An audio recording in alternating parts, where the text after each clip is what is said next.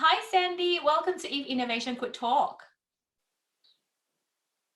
Pleasure being here, Eva. Now, Sandy, you are the winner of Asia's Top Sustainability Women of the Year Award, amongst other accolades. Tell us, what is something that often surprises people about you? Well, people tend to meet me either via my business as a management consultant or through my nonprofit work. Unfortunately, for a lot of people, those roles don't really mix very often. But for me, this is something that I do, as a second nature, and they are both sides of the same coin. And I believe that my management and leadership work with SMEs or with corporations have actually helped me succeed in leading nonprofit. And a lot of times when I do a lot of nonprofit work, when it comes to looking at sustainability, when it looks at social impact, that kind of easily transit into those roles and those outcomes. So I think it's something that goes hand in hand together. Yeah. That's excellent. So, being the president of the UNWA chapter, tell us more about the United Nations Sustainable Development Goals, or SDG. Why is that important? Well, 193 member states came together in 2015 to say that let's achieve these goals, these 17 goals by 2030.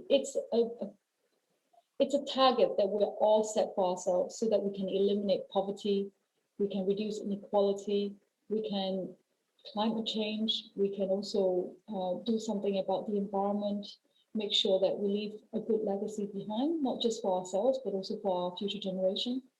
So it doesn't matter whether you are from the developing country or developed country. I think everyone can agree that it's important for us to give quality education to everyone. It is important to close the gap with regards to inequality.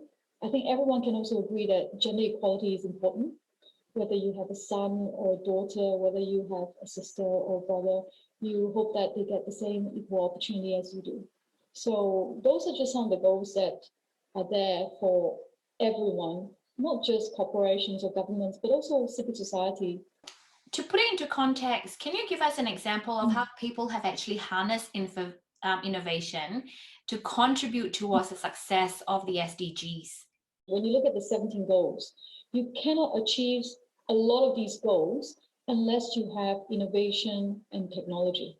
So take, for example, how has innovation helped with gender equality? Well, easy, like during this COVID, a lot of companies are allowing people to work from home, and they are fully taking on digital platforms with all kinds of work arrangement.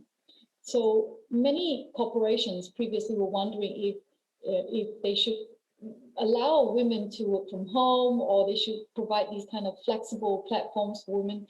They have basically adopted it, across the board when COVID hit. And on hindsight, after they've adopted it, and INPEX is one of these companies that have shared with us, they said that actually this is not a bad idea. Because for a company like INPEX, oil and gas, women in oil and gas, they've always had difficulties retaining good female staff. So this technology has literally enabled women to work from home, have flexible hours, but still be able to contribute. And there are also other technologies that would enable people to get access to finance. So say, for example, the United Nations World for Food program. Nowadays, the refugees or people in crisis can use this particular app, and they would be able to get access to finance and insurance directly. In fact, after adopting that technology, it cut down 98% of the cost, which can then go back to them. That's amazing, isn't it? Those are some really powerful examples, and you talked about them from a corporate level. What about an individual? What can an individual do to contribute to the SDGs as well? Yeah, so it depends, right?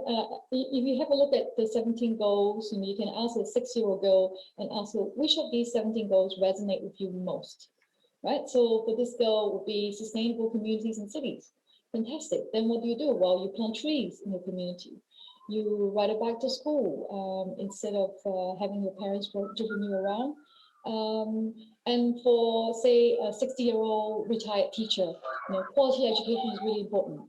So what does the person do? The person could always contribute its time to make sure that the curriculum that is provided to Australia, that is afforded to all the kids here, can be exported to, say, Cambodia, Thailand, or even India.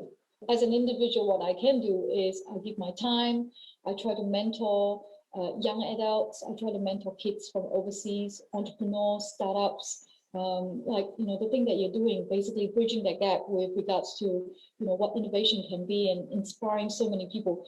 All these efforts on a ground level, on an individual level, that we can contribute to achieving those SDGs. Hopefully this interview goes some way to promoting the SDG to the Australian community, even though the video goes worldwide as well. And I love how you actually shared an example of how someone who is young or someone who is 60 can still, as an individual, do something to add to the SDG goals. And thank you so much for spending time with us, Sandy. Thank you, Eva, and thank you for the interview. Thank you. Pleasure.